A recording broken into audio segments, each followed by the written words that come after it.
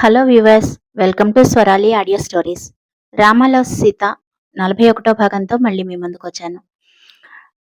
Story కనుక నచ్చినట్లయితే like చేయండి, ఛానల్ని సబ్స్క్రైబ్ చేసుకోండి. అలాగే ఒక చిన్న కామెంట్ కూడా పెట్టండి. ఇక లేట్ చేయకుండా మనం మన స్టోరీలోకి వెళ్ళిపోదాం. ఏంటమ్మా, ఆరోగ్యం బానే ఉందా? హాస్పిటల్‌కేమైనా తీసుకొని వెళ్ళమంటావా? అని కొంచెం కంగారుగా అడిగింది అమ్మమ్మ. లేదు బామ్మ, బానే ఉంది. అదే తగ్గిపోతుంది అని నెమ్మదిగా అన్నది సీతు. మరేంటి అదోలా ఉన్నావు? ఏదన్నా విషయం ఉంటే చెప్పు తల్లి. ఊరికే మనసులో దాచుకొని ఉండకు. మేమంతా ఉన్నాం కదా!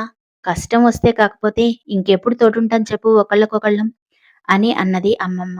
అమ్మమ్మ అలా అంటూ ఉండగానే తాతయ్య ఆవిడ మాటలకు అడ్డుపడి, ఏంటి మీరు మీ చాదస్తాలు, మీ ప్రేమతోటి ఆ అమ్మాయిని కంగారు పెట్టేసేలా ఉన్నారు. ఏదైనా ప్రాబ్లం ఉంటే తనే చెప్తుంది కదా! తనొచ్చి చాలా సేపయింది. ముందు తనకేమైనా పెట్టండి. మీరు కూడా తినండి. తర్వాత మిగతా విషయాల గురించి మాట్లాడుకోవచ్చు అన్నాడు తాతయ్య. వాళ్ళందరూ తన మీద అంత ప్రేమ, ఎఫెక్షన్ చూపించడం చూస్తూ ఉంటే సీతుకి కళ్ళల్లో నీళ్లు తిరిగాయి.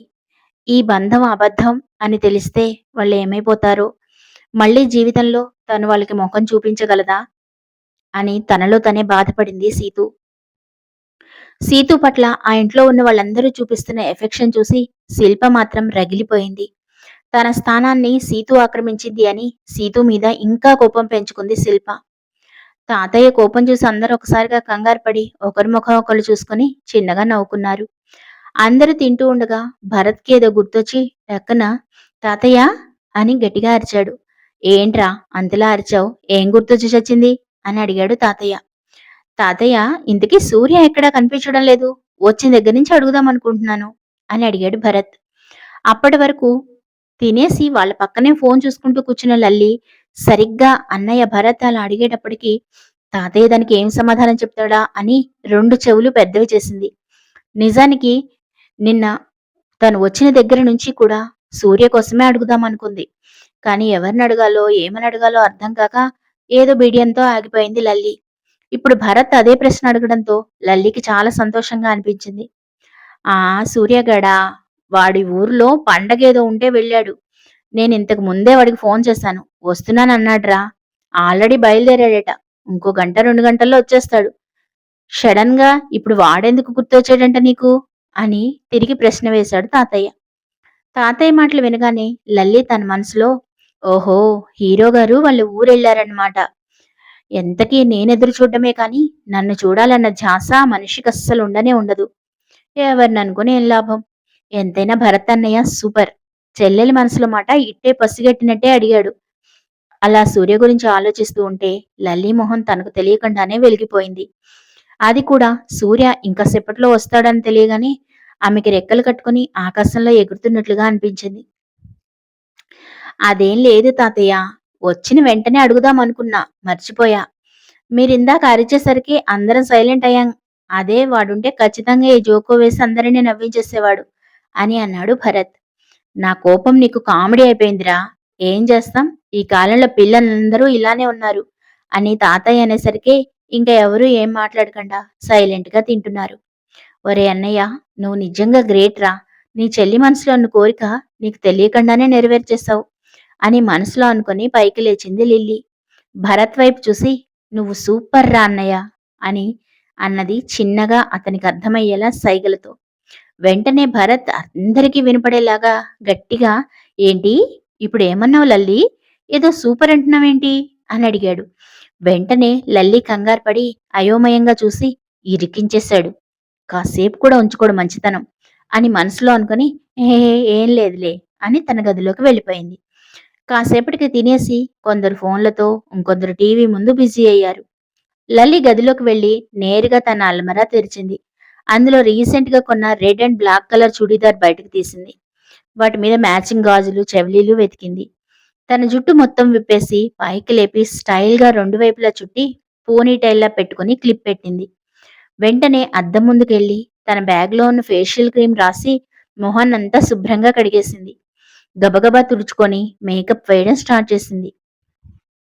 అసలు ఇక్కడ విషయం ఏంటంటే, లల్లి తల్లి కమల ఎన్నిసార్లు తిట్టినా రోజూ సరిగా స్నానం కూడా చేసేది కాదు.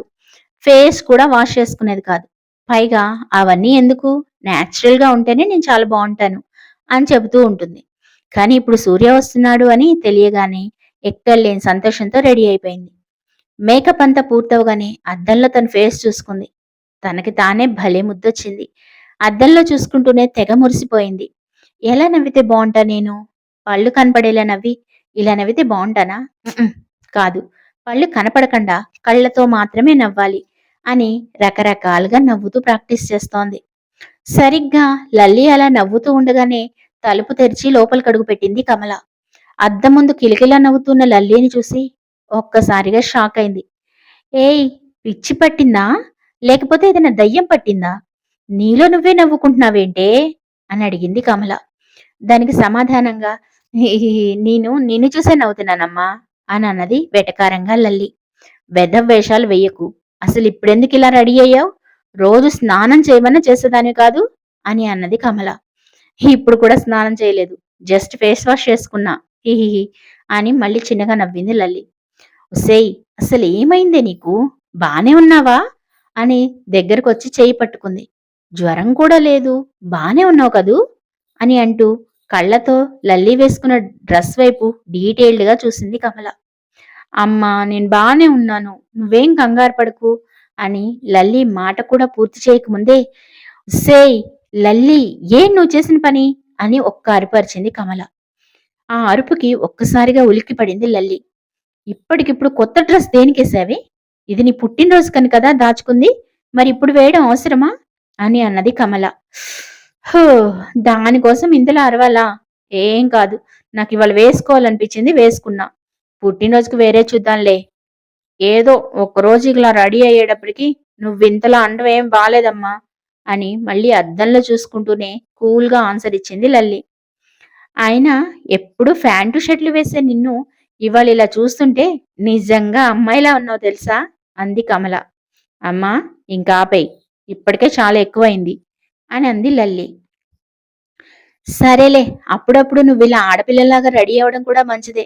అప్పుడన్నా నాకొక ఆడపిల్ల ఉంది అన్న విషయం నాకు గుర్తుంటుంది అని నవ్వి గదిలోంచి వెళ్ళిపోయింది కమల. లల్లి ఇంకో 10 నిమిషాల తర్వాత పిల్లిలాగా కిందకి దిగి వచ్చి అందరిలోనే కొంచెం దూరంగా కూర్చుంది. అందరూ ఫోన్‌తో ఉండడం వల్ల లల్లి మేకప్, రెడీ అవ్వడం పెద్దగా ఎవరూ పట్టించుకోలేదు. 5 నిమిషాల పాటు ఎప్పుడొస్తాడా అని మనసులో అనుకుంటూనే ఉంది.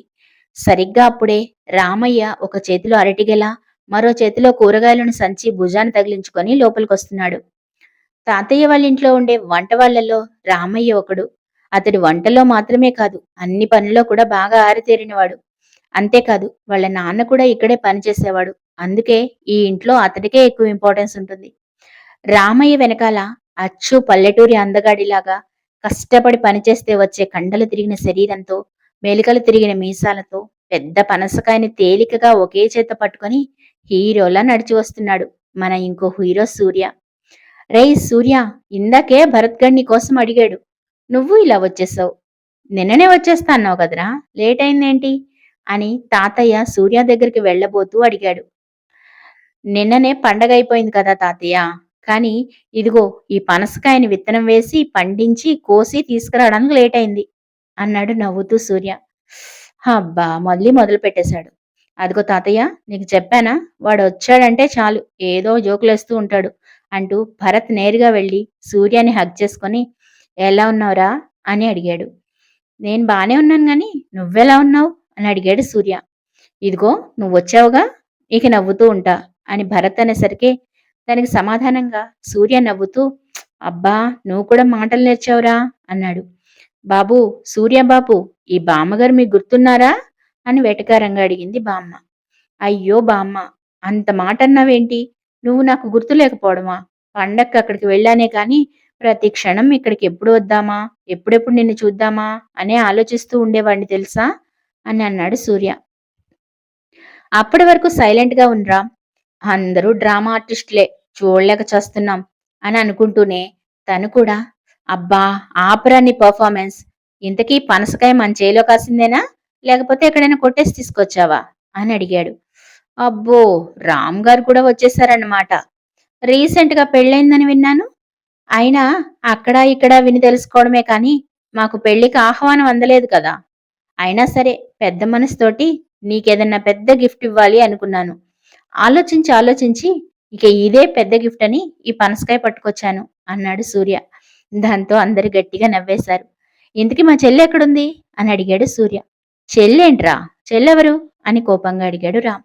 అదేలేవోయ్ మీ భార్య గారు అని సూర్య అడిగేటప్పటికి అప్పటి వరకు దూరం నుంచి చూస్తూనే మురిసిపోతున్న లల్లి అతడి ప్రశ్నకి సమాధానంగా అదిగో వదిన అక్కడ కూర్చుంది అని చూపించింది. లల్లిని ఆ డ్రెస్‌లో చూసి ఆశ్చర్యపోయాడు సూర్య. నేరుగా లల్లి దగ్గరికి వచ్చి, బాబోయ్! నువ్వేంటి సడన్‌గా అమ్మాయివైపోయావు? అదివరకు అబ్బాయిలా ఉండేదానివి కదా! అని అడిగాడు. ఏయ్! యాక్టింగ్ చేయకు. కాస్త ఎక్కువైంది తగ్గించుకో అని కోపం నటించింది లల్లి.